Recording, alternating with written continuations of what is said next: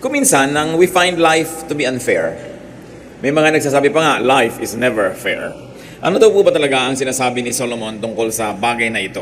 Itong ating pag-aaral ngayon, pinamagatan natin, when life seems unfair. Heavenly Father, thank you that you are just, that you are good, that you are wonderful. Pagalingin niyo po kami ngayon sa mga sakit ng aming espiritu at emosyon. Patawarin niyo po kami sa aming mga kasalanan. Palakasin niyo po aming espiritu. Buksan niyo ang aming matatenga para tumanggap kami ng mga pagpapala, karunungan mula sa inyo. We open our hearts to your correction, Lord, to your teaching, and to your blessing. May we lift up your name. We bring you our hearts, Lord, to be filled with your glory and with your power and with your love. We bring to you our songs, our music, our offering, our thanksgiving, our gratitude. We like to meet with you, O God. Deal with your people. Sit on your throne of power and dispense blessings. We ask you to protect us from evil men and evil spirits. May you also protect our loved ones, our homes, all the cares that you have given us, Lord. May you be the protector. And right now, give us peace. Restore our strength, our health, and allow us to enjoy your wisdom. Enable us to understand. In the name of your Son, Jesus, we pray. Ecclesiastes 9, verses 1 up to 3. So I reflected on all this and concluded that the righteous and the wise and what they do are in God's hands. But no man knows whether love or hate awaits him. Sa pagbubulay-bulay nitong may akda ng mga ngaral, sabi niya na, totoo nga, ang lahat ay nasa kamay ng Diyos. Pero walang nakakatiyak kung ano ang naghihintay sa bawat tao.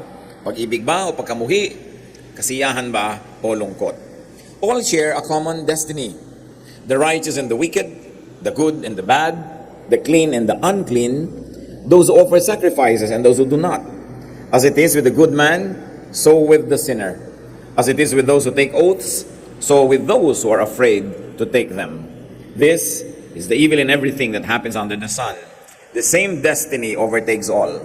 The hearts of men, moreover, are full of evil, and there is madness in their hearts while they live, and afterward they join the dead. Isa pong observation ni Solomon, that anything can happen to any one of us, so we never know if life will be good or bad. But exactly the same thing will finally happen to all people, and he probably refers to death, to the end of this earthly life. Whether we live right and respect God, or sin and don't respect God, we all die. As sinasabi niya, it's terribly unfair for the same thing to happen to each one of us. We are mean and foolish while we live, and then we die. So Solomon takes note that God has power over everyone, that the wise and the righteous are not exempt from God's dealings, from life's troubles and harshness, or from the same randomness of good luck and bad luck. Dito po napakalinaw ng pagtuturo ni Solomon tungkol sa mga pangyayari. Paano mo nga naman diyo ipapaliwanag na hindi naman lahat ng mabuti ay mabuti ang nangyayari sa kanila agad-agad? Hindi naman lahat ng masama, parang napapahamak din agad-agad. Sabi niya, may mga bagay na hindi natin maintindihan. At ang tawag nga dyan doon, meron daw dinarat na ng malas at may dinarat na ng swerte. Kung bakit allergic ang maraming conservative Christians tungkol sa katotohanan na yan, pero ang totoo, nangyayari naman talaga. Kung bakit lang sobrang iba ang pakahulugan natin doon sa sovereignty of God, kaya sinasabi natin walang minamalas. Pero sinasabi ni Solomon, hindi lahat ng mga marunong tumakbo at mabilis na nanalo sa takbuhan. Hindi lahat ng marunong nagkakapera, hindi lahat ng malakas na nanalo. Sabi ko, anong tawag mo doon?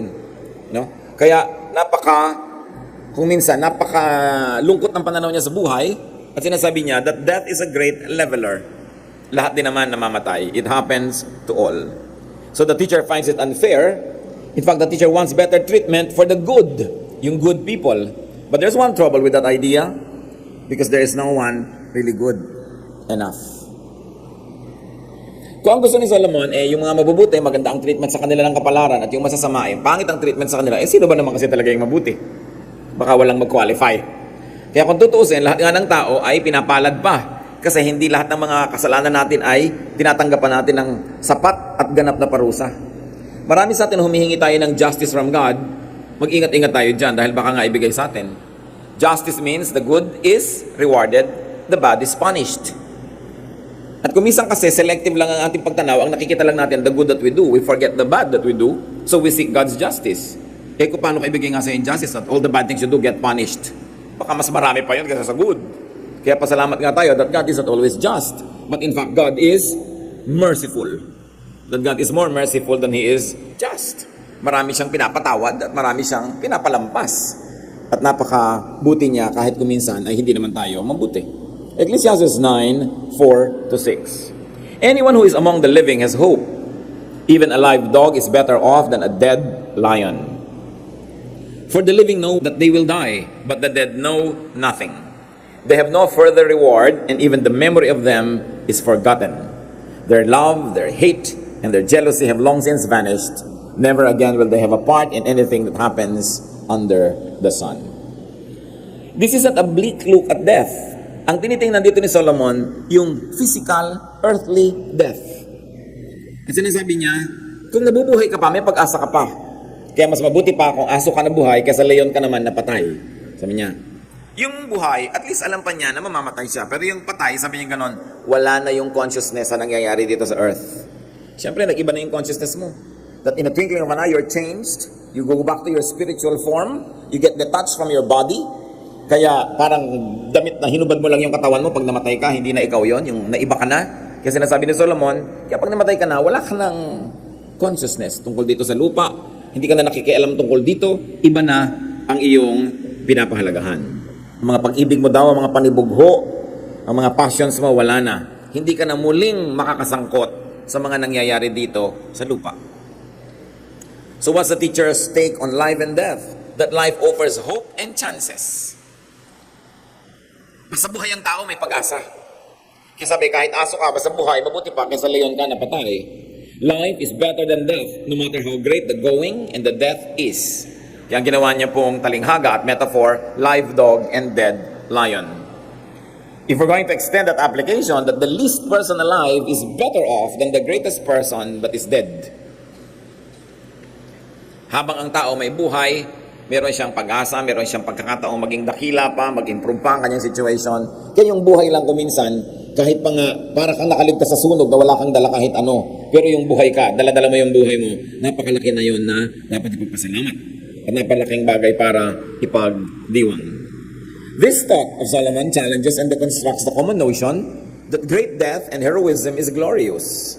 Sabi niya, lion ka nga, dead ka naman. Di mabuti pa na lang na dog ka na lang, na alive.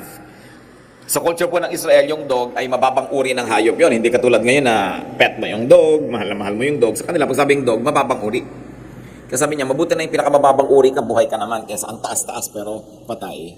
Ano ang minumungkahi niya dito? Therefore, stay alive.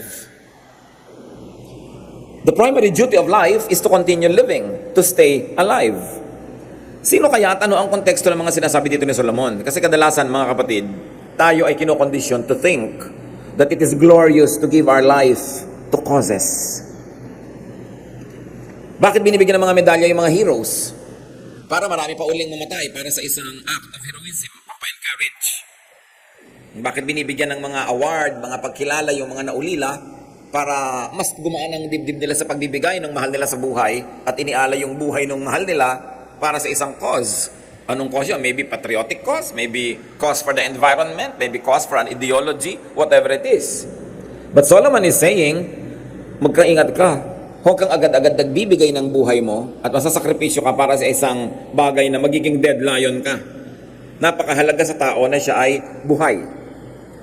Bakit po kakaiba ang pananaw na ito? Katulad pa ni Solomon, hari siya. Siyempre, mga hari, gusto niya yung mga army, buong pusong namamatay para sa king. No? Siyempre, ang gusto ng estado, ang mga tao buong pusong nagbibigay ng buhay para sa bayan, ganyan-ganyan. Pero kung tutusin, ano ba yung bayan? Kung minsan ang pagkakakilala mo, sino ba yung bayan? Yung lang palang mga mayayaman doon, sila lang pala yung bayan. Kasi sila lang yung gumagamit sa bayan, sila yung nag-e-enjoy ng bayan, sila yung masarap ang buhay sa bayan.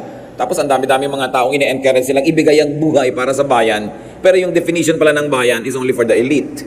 It can happen. Kaya ang pabala dito sa atin ni Solomon, bago ka magpakabayani, tingnan mo muna.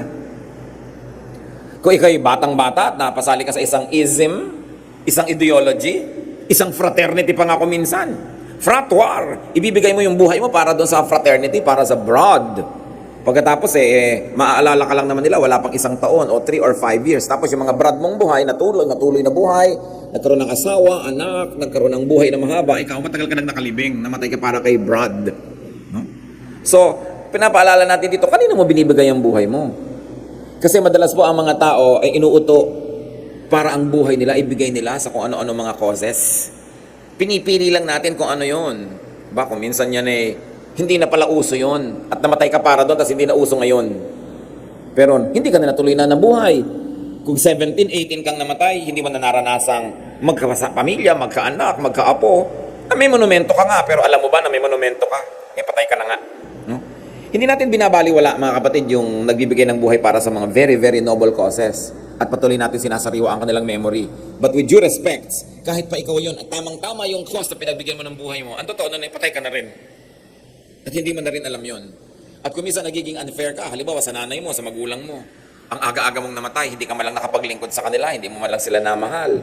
O kaya naiwan mo agad ang asawa mo o mga anak mo dahil yung buhay mo ibinigay mo para sa kung anong cause. Hindi ko sinasabing huwag tayo magpakabayani, pero piliin ninyo kung alin ang mga karapat dapat na pag-alayan ng buhay. Because you live only once on this earth. Oras na lumampas yun, tapos na, wala ka ng second chance. So choose what to live, and very especially choose what to die for. Because death can be so meaningless, sayang, especially when it's not for your loved one.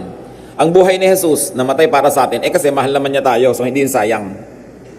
Kasi para naman sa kaligtasan natin yun. So yung mga buhay din na nasa-sacrifice para sa buhay ng mga mahal niya sa buhay, lalong-lalo kung para sa kaligtasan ng ating kapwa, for the extension of God's kingdom and God's goodness, it's worth it. Pero konting-konti yung mga worth niyan. Meron pa nga mga babaeng mamamatay para sa nobyo. No? Pero 19 ka lang kasi, kaya ginagawa mo. Pag 29 ka na, hindi mo nagagawin yan. Kasi mo, ay, bahala ka sa buhay mo. No? Siyempre, kailangan medyo bata ka para idealistic ka. Tapos namatay ka para sa nobyo mo, talagang binigay mo sa kanya ang lahat-lahat. O namatay ka na, tapos mag-aasawa na siya, magkakaanak, magkakaapo, ikaw, isang ala-ala. No? Siguro tumutugtog ang piano pag naaalala ka niya, pero wala ka na. Bagamat kung napunta ka sa Panginoon, may ibang buhay ka na doon, pero wala ka na rin dito, hindi mo na nalasap ang dapat lasapin. So, be careful what you would like to die for. Not even for the king or not even for the state. It depends on the state. Anong klaseng state? Anong klaseng bayan? Anong klaseng pamahalaan ang pagbibigyan mo ng iyong buhay? Habang nagbibigay ka ng buhay mo, nagpapasasa pala yung iba sa dugo na isinasakripisyo mo. Kaya ang itinuturo ni Solomon dito, hindi sa huwag pahalagahan yung mga ganyang bagay, kundi ang buhay napakahalaga. Dapat hindi ka madaya, hindi ka malugi, at hindi ka madaan sa propaganda o pambobola ng mga makapangyarihan na gusto ka lang gamitin para sa kanilang kapakanan. In other words, don't be a needless hero. Don't die a meaningless death. So what's the teacher's take on death? That death ends earthly consciousness, earthly feelings, and involvement in participation. Pag ang tao namatay na, putol na ang relasyon niya sa mga bagay na makalupa. Kaya maniniwala ka ba naman na may taong namatay, babalik pa para ituro kung nasaan yung naiwan niyang kwintas? Halimbawa, nagpunta ka sa hell, papayagan ka bang umalis doon para ituro mo lang kung nasaan yung kwintas? O kung nado ka na sa piling ng Diyos, nasa heaven ka, aalis ka pa ba doon para lang ituro mo yung kwintas? So, hindi ganon, hindi tayo na-involve sa ganong mga maliliit at mabababaw na bagay. What are the other implications? That death releases people from earthly cares. Not that you don't care, but you are released from earthly and heavy burdens of caring. Death disconnects people from earthly concerns. Anong application yan, mga kapatid? Live while alive. Mahilig ka palang kumain ng siniguelas, kumain ka na ng kumain ngayon kasi pagka sumakabilang buhay ka, wala na yun. Gusto mo palang mahalin yung nanay mo, yung mahal mo sa buhay, mahalin mo na kasi pag sumakabilang buhay ka, o siya, hindi mo na siya mamamahal. Gusto mong paglingkuran ng mahal mo sa buhay, maglingkod ka na ngayong may sakit. Kasi pagka siya sumakabilang buhay na, kahit lagyan mo ng bulaklak yung puntod niya araw-araw, hindi na niya concern yon. Kaya habang kaya niyang tanggapin yung pagmamahal mo, ibigay mo na. At habang kaya mo magmahal, magmahal ka na.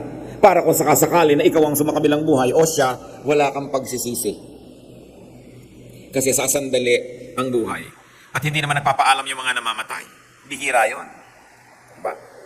Minsan biglang-bigla ka. Akala mo, magtatagal pa. Gagawan mo pa sana ng paraan. Ipagpaparty mo pa sana yung nanay mo. Pero umurong na ng umurong dahil ngayong taon, tinamad ka. O next year, umurong na, namatay na bigla. Hindi mo na maipag-party. Kaya sabi nga, kung may mamahalin tayo, may gagawin, gawin na. Dahil, pag naputol na ang buhay dito, may ibang buhay na pagkakaabalahan yung tao, yung espiritu niya. Kaya dito na tayo magmahalan. But the nice thing about it, brothers and sisters, is that death releases people from earthly troubles. Napapawalan tayo, lalo't hirap na hirap ang katawan at may sakit. lalo't alam mo ang espiritu ay babalik na sa Diyos, ayaw mo man, pero niluluwagan mo ang loob mo, pinapayagan mo na. At nang sa ganon ay makalaya na rin sa mga hirap. Ano nga ba naman ang saysay na nabubuhay kang puro hirap yung katawan mo? Hirap na hirap na hirap. Naghihintay naman ng Panginoon sa kabilang buhay para bigyan tayo ng ginhawa. Kaya, meron na namang isang application yan. Habang kaya ng katawan mo na mag-enjoy ka. Sa paraang hindi ka nagkakasala, nagkakamali o gumagawa ng mali sa kapwa at sa Diyos, pero enjoyan mo na. Kasi kung minsan, nagkakasakit ka, hindi mo na kaya. Kung minsan, hindi mo na kayang kumain. Namamaga ang lalamunan mo, hindi ka na maka-enjoy. So habang hindi ka na namamaga, dapat pinapahalagahan mo yun at ginagawa mo yung dapat mong gawin. Habang nakakalakad ka pa, mamasyal ka ng mamasyal. Kasi kung minsan ang tao, ayaw man yan, napaparalyzed. Mabuti ng mabuti kung may wheelchair ka at may mga magbubuhat sa'yo. Pero kung wala, kaya ang mabuti, habang kaya ng tao, hindi niya ipinaghihintay ng matagal yung kanyang paglasap ng ligaya na Diyos din ang gustong magbigay sa kanya. Nagsisave ka, yes. But don't save too much na tuloy hindi ka na nag-enjoy today. Hindi ka na nag-enjoy next week. Hindi ka na nag-enjoy next month. Kasi ang pinagsasavean mo, retirement 20 years from now.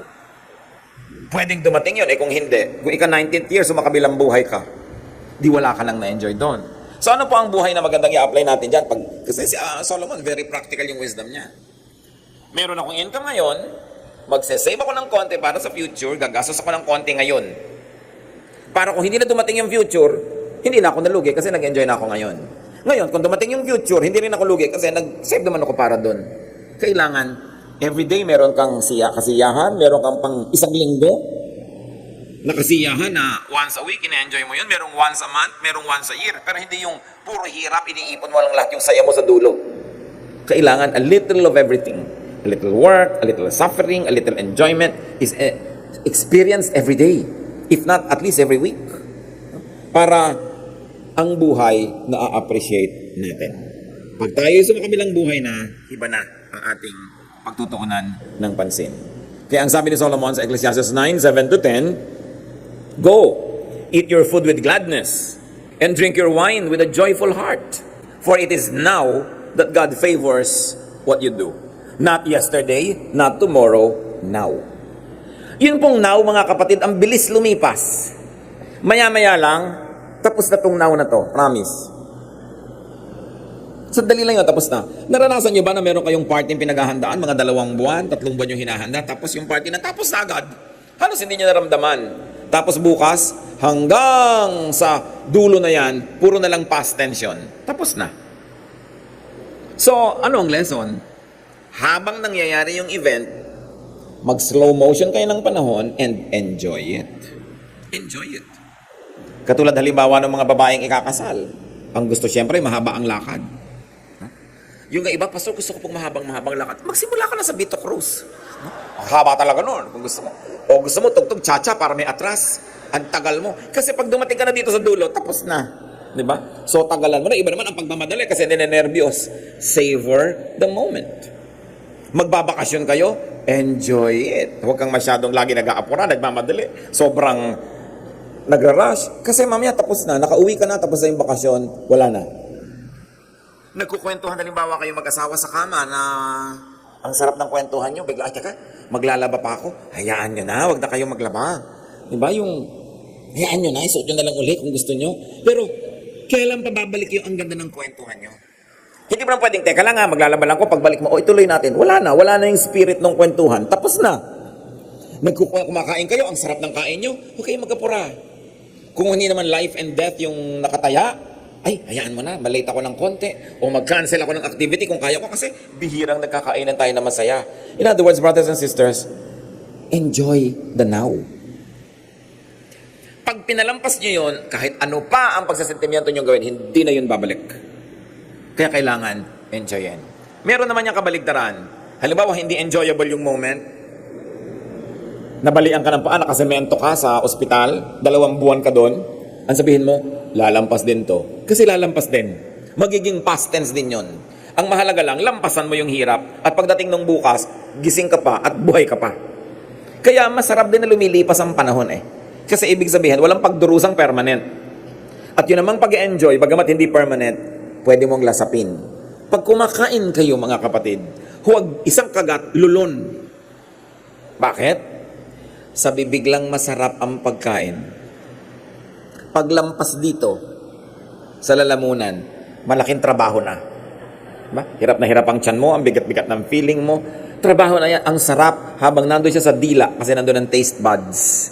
Therefore, pag kumakain, lasapin. Diba? Huwag yung lulon lang ng lulon, nagmamadali. Biruin nyo, magmamadali kayo. Dahil sa breakfast, wala na kayong oras. Ano ba nung gumising kayo ng 30 minutes earlier than usual? Then you can sit down and relax and enjoy it. Kesa kumain lang kayo para mabusog. Masyadong mababa yun, panghayop. Yung kumakain lang para mabusog. Kasi ang tao dapat kumakain para masiyahan. Kaya ang tao kung ano na invento, niluluto yung pagkain, inilalaga, piniprito, pinapalamig, may pinapalutong, may pinapainit, para masarap. Why? Because God likes you to enjoy. Bakit alam nyo na gusto kayong mag-enjoy ng Diyos? Nilagyan kayong taste buds. Pwede namang wala eh. Lulunin mo na lang at nang buhay ka. Pero ang bait-bait ng Diyos, He placed nerve endings in the most correct parts of our body to enjoy everything. God wants you to enjoy. Kung minsan ang pagtingin natin sa religion, para ang gusto lang ng Diyos, penitensya, luha, pagdurusa, hindi yun totoo. Hinihingi lang yun kung yun ang kailangan para ma-purify ang ating spirit. Pero kung hindi, God wants you to have fun. God wants you to enjoy. So ulitin natin ang sabi ni Solomon, go, eat your food with gladness. With gladness, huwag niyong pinipintasan ang pagkain pagkaharap niyo. Bigyan niya ng Diyos eh. Hindi, ang tabang, ang alat. Diba? Kung may kaharap ka bang tao na hindi mo gusto itsura, sasabihin mo, hindi mo pinipintasan dahil kaharap mo, yung pagkain. Kaharap mo yan. Bigay yan ng Diyos. So, dapat may etiquette ang pagkain. So, eat your food with gladness and drink your wine with a joyful heart. For it is now that God favors what you do. Always be clothed in white. Baka naman bukas, kaputi kayo lahat. Kasi white, sa Israel ang init-init kasi desert. So, yung white, yung linen na white, ang sarap sa katawan. So, ibig sabihin lang niya, kung ano yung masarap sa katawan mo, yun ang isuot mo. Hindi yung ang girdle mo, talagang hindi ka na makahinga para ka lang magkabewang. Ano mo ba yung bewang? Di ba? Baka hawakan lang yan ng mga dumadaan. Ngayon, kailangan komportable ka. Yung nakasapatos ka, galit na galit yung muscle mong ganyan, nangangunyapit ka na dahil natutumba-tumba ka na. Bakit mo papahirapan ng sarili mo?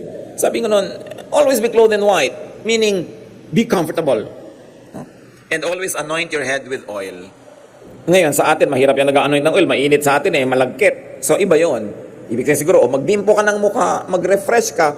Ang gusto lang dito ng Solomon, gumana yung pakiramdam. Kailangan masarap ang pakiramdam mo. At sabi niya sa verse 9, enjoy life with your wife, whom you love, all the days of this meaningless life that God has given you under the sun. Remember enjoy life with your wife, hindi wife ng iba. Your wife. Sabi niya ganun, for this is your lot in life and in your toilsome labor under the sun. Whatever your hand finds to do it with all your might. For in the grave where you are going, there is neither working, nor planning, nor knowledge, nor wisdom. Sabi niya, ano man ang ginagawa mo, enjoyan mo. Hindi yung kakainis, laba ko ng laba. Yung, gagawin mo rin. Hindi ka pa nag-enjoy. Kung yung mga bula, hinihipan-hipan, nag-enjoy ka. Lalo't hindi ka enjoy, turuan mo ang sarili mo kung wala ka namang choice. Dapat mo rin namang gawin, di ba? Ba't ka magre-reklamo? Hanapan mo ng saya. Para aalis ka doon, enriched by the experience, and you enjoyed it. Kasi ang buhay nga, kahit naglalaba ka, namamalansya, nakalambiting ka sa bus, hindi na rin babalik yung moment na yun Total, nakalambiting ka na, magbaras-baras ka na. Baka ma-develop pa yung mga bicep mo. Kesa nagre-reklamo ka sa buhay. Marami tayo hindi pwedeng baguhin, mga kapatid. Pero pwede niyong baguhin ang attitude. Pag binago mo yung attitude mo, what used to be torture can now become enjoyable. And it can become an enjoyment. Kaya sabi niya, dress up, comb your hair, look your best. Life is short. Ganun, so better, enjoy it. At itong dapat mong gawin. Pag may ginagawa ka, do your best. Ang trabaho ba, alam niyo mga kapatid, is an act of worship. Work is an act of worship. Akala niyo yung worship, yung hallelujah, hallelujah lang, yung mga taas-taas ng kamay, pakanta-kanta. Well, that is worship. But when you work, you also worship. Because God is the author of work. So pag may tumingin sa trabaho mo, ang ganda naman ang trabaho, nawa-worship ang Diyos kasi Diyos ang Diyos ng kagandahan. Hindi yung, sino bang gumawa nito? May tiniklop kang damit, parang tinapakan. Sino nagtiklop nito? Hindi mo na papurihan ng Diyos noon. Sino nagluto nito? Walang kakwenta-kwenta. Ngayon, kung mag-uulam ka lang, tuyo at kamatis, sa katambak lang doon, wala namang kalatoy-latoy. Kung may formation siya ng konti, yung kamatis mo, hiwa-hiwang parang bulaklak, sumasaya ang kainan ninyo. you enjoy the moment. Kung hindi kayo nag-enjoy sa buhay mga kapatid, kasalanan nyo yan. Kasi tayo ang umiimbento kung mapapaganda natin o hindi ang isang bagay. So because people die, according to the teacher, you should be happy. You should enjoy life's elements. You should look good. Enjoy with your partner. And work passionately to enjoy it while still alive. Always make an effort to look good because looking good is a ministry. Because when people look at you, nagagandahan sila, nag-minister ka sa kanila. Because God is God of beauty. So inaayos mo ang sarili mo. Kung pwede mong i-coordinate naman yung kulay mo para magandang tingnan. Hindi naman yung checkered yung pang-itaas, bulaklakan yung shorts mo, tapos stripe yung shoes mo. Para ka nang naglalakad na gubat. Minsan nalalaki ng mga checkered ng damit mo na pagkakamalang ka naglalakad na bintana. Yung ibabagay mo naman sa sarili mo para gumaganda ka lalo. It's a ministry. Ang daming ugliness sa buhay. It's a treat to people when they look at you and they like what they see. Lalong-lalo sa inyong asawa. Diba? Yung mga iba naman dyan, kung kailan nasa labas, tsaka kay ganda-ganda. Kung kailan kaharap ng asawa, nandun lahat ng putik sa mukha, mga baterya sa ulo, lahat ng mga nakakabit sa katawan. Yung kasama yung asawa. Kanino ba kayo magpapaganda? Siyempre sa asawa nyo, hindi dun sa mga tao sa labas. So yun ang number one audience nyo, yung partner nyo sa buhay. Hindi yung pagkakaharap nyo siya, wala kayo, nasa baso lahat ang ngipin nyo. Di ba? Tapos pagkakaharap ang iba, parang perlas yung mga ngipin ninyong ganyan. You choose your audience and you minister to those that love you the most. It is important to give them our best manners. Napakahalaga na, lalo yung mga mag-asawang matagal na, hindi na halos nagbibihis, hindi na nagpapaganda sa harap ng asawa. Maraming mga husbands, hindi na nagtututbrush bago matulog. Complain siya ng maraming wives sa husbands. No? Ang kuko, ang dumi-dumi, ang higa nila, grasa-grasa, lalo kung naglinis ng kotse. Dapat ibinabalik niyo yung lagi na para kayong binata't dalaga, para laging exciting ang samahan. Magising ka man ng alas 10 ng umaga, tinignan mo yung katabi mo, hindi ka nagugulat. Lalo tinatamaan ng liwanag ng buwan. Kailangan inspirasyon. This is life. Ay, yung mga may partner sa buhay, gift yan ng Diyos. Yung mga wala, it can also be a giftedness. Pero yung meron, gift yan, enjoy it, hindi tinatoto. Ito na naman to, dumating. Yung dumadating na yung asawa, kailangan handa ka para enjoy ka. Time management. It's very important to listen to Solomon. Kasi yan ang highest praise. Not to just say hallelujah. But when God looks at you, God says, hallelujah, praise me. Dahil sabi ng Diyos, praise me dahil ang buhay niya, ang ganda-ganda. Dahil nakikinig siya sa akin, nag-enjoy siya sa buhay. Siyempre, kung malungkot ka, miserable ka, pinapalungkot mo ang Diyos. So, hindi worship yon. Gagawa ka ng paraan. Ecclesiastes 9:11, I have seen something else under the sun. The race is not to the swift, or the battle to the strong, nor does food come to the wise, or wealth to the brilliant, or favor to the learned. But time and chance happen to them all. Ito yung binabanggit ko mga kapatid. Sabi ni Solomon, sa talino ko na to, sa dami na naobserbahan ko, nakita ko na hindi lahat ng mabilis tumakbo na nanalo sa karera. Minsan, nadadapa, natatapilok. Di ba? Sabi ganoon, hindi lahat ng marunong yumayaman, nagkakaroon ng pagkain. Hindi ka matalino, siya na ang lumuluwag sa buhay. Alam niyo, napansin ko, dinaratan tayo ng mga malas-mala sa buhay. Minsan, ikaw yung pinakamaganda, hindi ikaw ang nanalo. Minsan, ikaw naman yung pinakamatalino, hindi pa rin ikaw yung panalo. Sabi niya, the fastest runners and the greatest heroes don't always win races and battles. Wisdom, intelligence, and skill don't always make you healthy, rich, or popular. We each have our share of bad luck. So anong logic noon? That logic doesn't work all the time. Kung nagtatanong ka, bakit ganon? Bakit ganon? Sabi ni Solomon, ganon talaga. Hindi laging yung inaasahan mo ang mangyayari. Maraming dapat ang hindi nangyayari. Because good luck, bad luck, randomness, and chance all happen. Nasaan ang sovereignty ng Diyos? Nandun. Kasi ayaw din ng Diyos na alam mo na lahat ang mangyayari.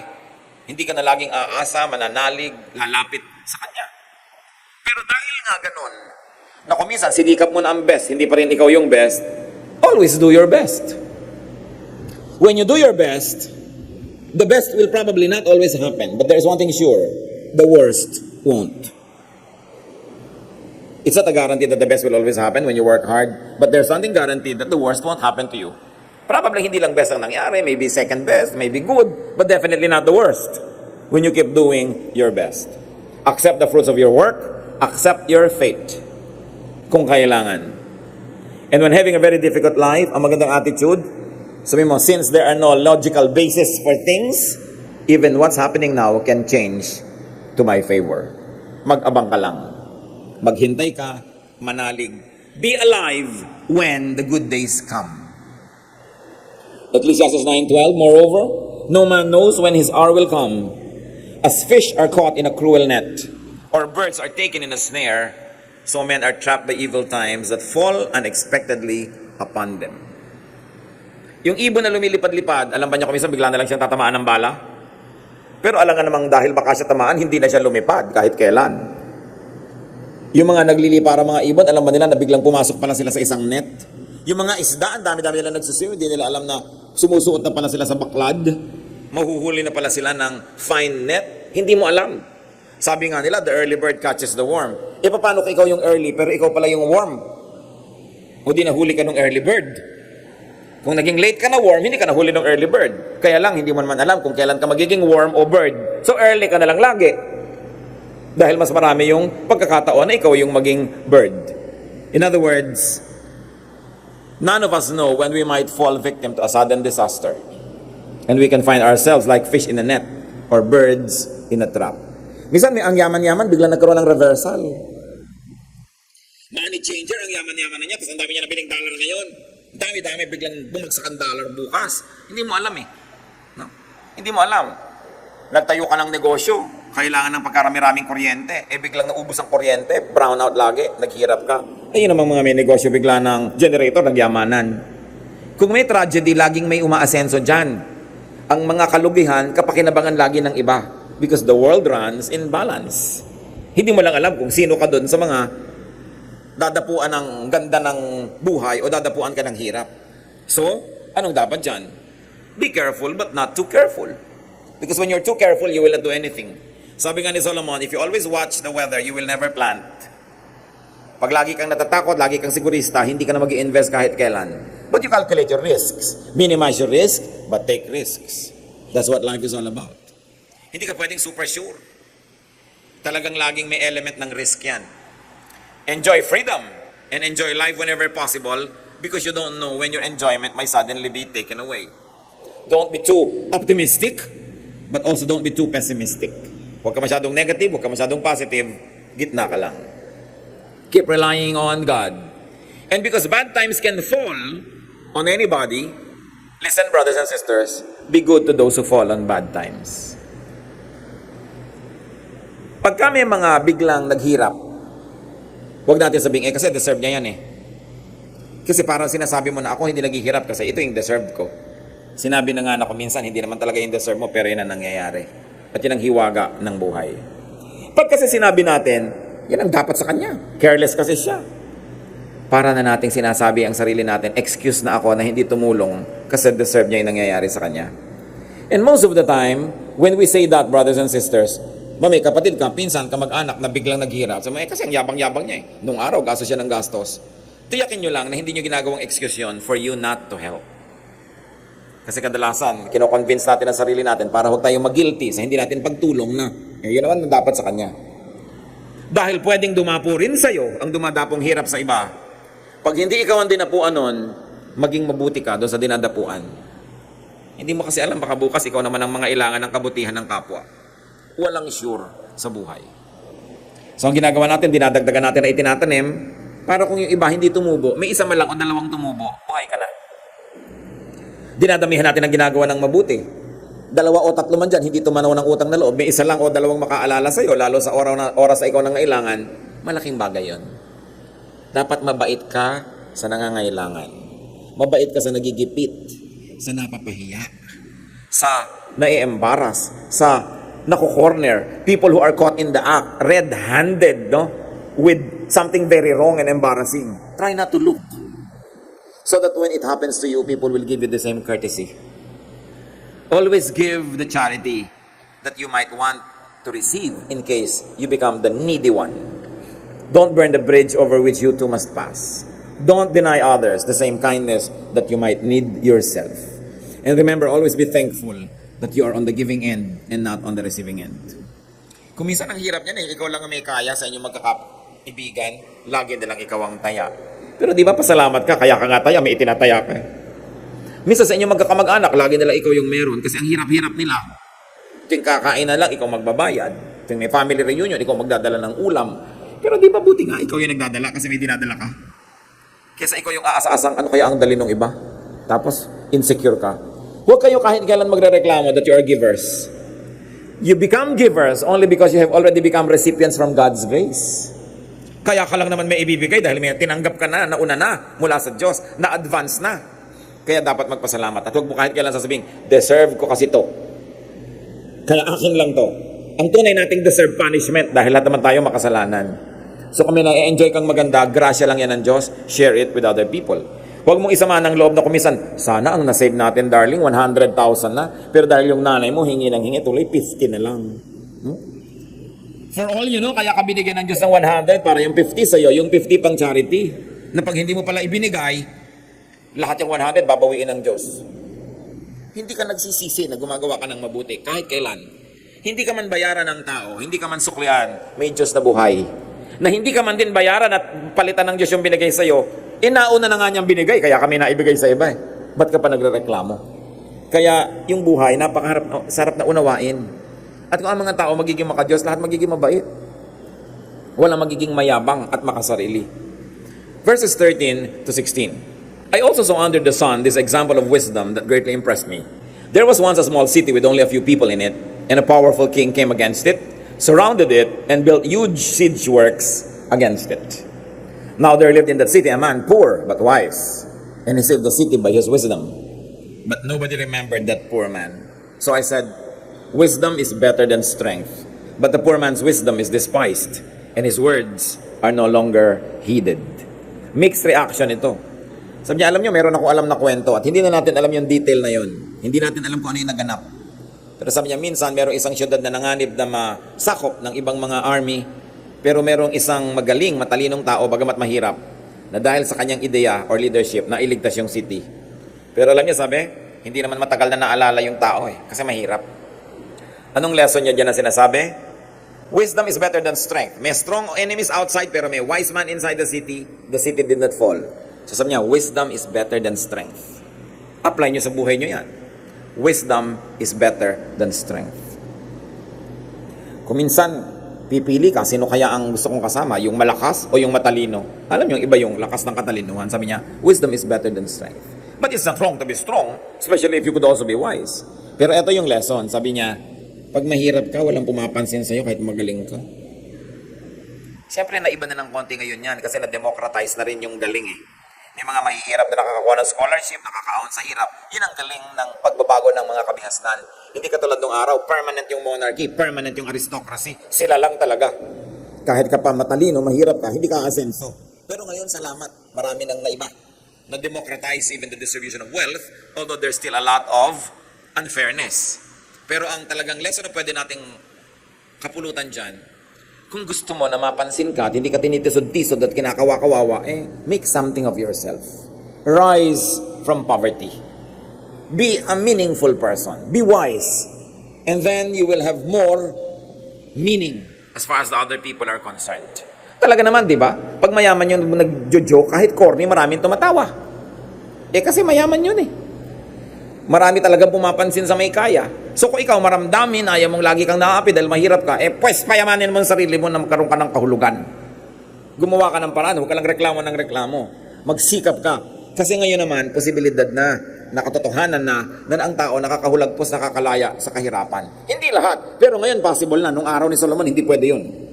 Pag ipinanganak ka ng alipin ka. Hindi naiiba yun. No? Pero ngayon, possible. At napakarami nating mga kilala, magamat hindi ko minsan personal, pero alam natin dahil laging mga sikat sila, galing sa hirap, pero yumaman. Pero titiyakin nyo naman ang pagyaman nila, malinis ang paraan. Hindi ko mo yumaman lang at galing sa hirap, accomplishment na yon. Kailangan malinis ang iyong pamamaraan. Mahirap talaga sigurong maging mahirap. Kaya dapat sikapin mong umalis dyan. Ang kahirapan, mga kapatid, kailangang tanggapin mo, entertainin mo, mahalin mo para magtagal sa iyong piling. Ang mga taong nakalaya sa kahirapan, hindi nila tinanggap. Inayawan nila yung ganong buhay. Gumawa sila ng paraan na makatakas, makalayo sa hirap. Kaya nakakalayo sila. Pero yung mga taong ay talagang ganyan, wala tayong magagawa, ay wala talagang mangyayari sa buhay nila pag ganun ang attitude. Yung kahirapan, pag hindi mo tinanggap, lalayasan ka rin yan. Pero kailangan gumawa ka ng paraan, nalayasan mo rin siya. Halimbawa, nakatira ka sa estero, nakatira ka sa mga miserableng lugar, at sinabi mong, ayoko na nandito pa ako 5 years from now. Ang laki ng pagkakataong mawawala ka doon. Kasi gagawa ka ng paraan eh. Pero pag sinabi mong, ganyan lang talaga buhay, wala tayong magagawa dyan. Di ba? Sigurado nga abuti ka ng kopong-kopong doon sa lugar na yon. Kasi, tinatanggap mo. Inaapi ka ng tao, tinatanggap mong inaapi-api ka lang, aapihin ka talaga. Pero pag hindi mo tinanggap yun, resent it, I don't accept it, I don't accept that kind of behavior, then you teach yourself, you improve yourself so people will respect you. In no time at all, people will recognize you. So malaki ang ating participation kung nasa ang istasyon tayo ng buhay. Kailangan, ayawin mo na naghihirap ka sa buhay. Hate poverty so that you will do something to solve it. Kaya nga mga kapatid, isang malaking godliness to solve poverty. Because there are many people with lots of talents, with lots of potential, wala nangyayari kasi sobrang hirap. At nakakalungkot yung mga taong nabuhay na sa hirap, ipinanganak sa hirap, mamamatay sa hirap. Hindi nila na-realize yung mga potentials, yung mga talents na inilagay sa kanila kasi lagi na lang silang busy surviving. Ano magagawa natin? Lalo kung kayo naman yung hindi mahirap. Do something to help those who are very, very poor. Kung kayo yung mga may-ari ng mga pagawaan, mga pabrika, mga opisina, increase naman. Basta kaya ng kumpanya nyo, yung mga benefits, mga sweldo, send people to school, help people get out of poverty. Ang sarap sa tulungan ng mga Pilipino. Kasi pag tinutulungan mo Pilipino, ang dami-daming nakikinabang. Minsan merong nagtanong, halimbawa, meron akong ganitong pera, kanino ko ibibigay? Sa Hapon, sa Canadian, sa British o sa Pinoy. Sige, bigay mo sa Pinoy. Theoretical yung usapan na yon. Bakit? Kasi pag binigay mo yun sa Hapon, malamang kanya lang yun. Binigay mo sa British, kanya lang yun. Pag binigay mo sa Pilipino, buong barangay niya may balato. Masarap bigyan yung Pilipino, sigurado bibigyan yung nanay niya, yung kapatid niya. Maraming magkakaroon. Kaya masarap na, halimbawa kayo, may empleyado kayo, Pilipino, bigyan nyo na increase yan. Hindi naman sasalohin yan eh, maraming makikinabang. Kaya dapat tayo nagbibigay. And sabi nila, there are only one-fourth of the people of our country are extremely poor. No, yung talagang poor. The other one-fourth poor, pero hindi naman extreme. Then the other one-fourth, kaya naman nila yung sarili nila. Diba? At kaya nilang tumulong ng konti. And then the other higher one-fourth, kaya nilang tumulong. So, yung mataas na one-fourth at yung pangalawang one-fourth, tumulong lang doon sa bottom one-fourth, masasolve ang poverty problem. Halimbawa, magpaaral ka lang ng isang tao, isang bata, siyempre pag natutuyo, nagkatrabaho, umasenso, tutulungan yung magulang niya, yung mga kapatid niya, pag-aaralin din niya. So, ang dami mo natulungan, isang buong pamilya. So, by sending one person to school, you're actually helping solve poverty. No? Dahil sa atin naman, kayamanan natin yung edukasyon. Mahilig tayong mamasukan, total, magkakatrabaho ka. So, nakakasolve. Yun ang dapat nating pinag-iisip pag binabasa natin itong scripture. Ano ngayon ang kinalaman nito sa aking buhay? Ano kinalaman sa aming lipunan, sa aming bayan? And what's the relationship between wisdom and strength and poverty? According to Solomon, wisdom is better than strength. Intellectual power is better than physical power. So, dinedevelop dapat yan. But poverty negates wisdom. Bihira ang nakikinig sa opinion mo pag sobra kang hirap. So, paasensuhin mo ang sarili mo kung gusto mong napapakinggan ka. The poor, though wise, can be ignored or forgotten. So, godliness should strive to eradicate and minimize poverty. Pag hindi nyo malaman how to operationalize your faith, oh Lord, naniniwala po ako sa inyo, so anong gagawin ko? Help eliminate or minimize poverty. That's a good way to deal with God and to practice your faith. Verses 17 to 18, the quiet words of the wise are more to be heeded than the shouts of a ruler of fools. Wisdom is better than weapons of war. So napakasimple ng sinasabi sa atin, mabuti nang makinig sa mga tahimik na matatalino kaysa sa mga maiingay na hindi naman sila matatalino. At kung kayo matalino, speak your truth quietly. You don't have to shout when what you have to say is meaningful. Do not engage in loud debates. They will not amount to anything good. Ang tunay na matalino, hindi nakikipag-debate. Sayang lang ang energy mo. Kasi yung kausap mo, hindi man willing makinig yun. Ang gusto lang nun, manalo. And then listen to those who are quietly wise than those who are loudly foolish. Marami na naman, salad-salad ng karunungan. Pero marami tayong mapapakinabang sa chapter na ito. Life is seldom logical or fair. So maximize your good moments, minimize the bad moments, get the most out of life while giving the most to it also. Live, enjoy the moment. And it's not only you who should enjoy. Allow, assist, make people around you enjoy as well. It's a ministry to make someone enjoy. Plant, save, do good. You maximize your chances at happiness. Dear God, thank you that you want us to be happy. Thank you that every moment can be beautified. Even if it's already ugly, it can be less ugly with a good attitude. Pakita mo sa amin ang participation namin, Lord. Kung ba't kuminsan parang madilim, malungkot, mahirap ang buhay.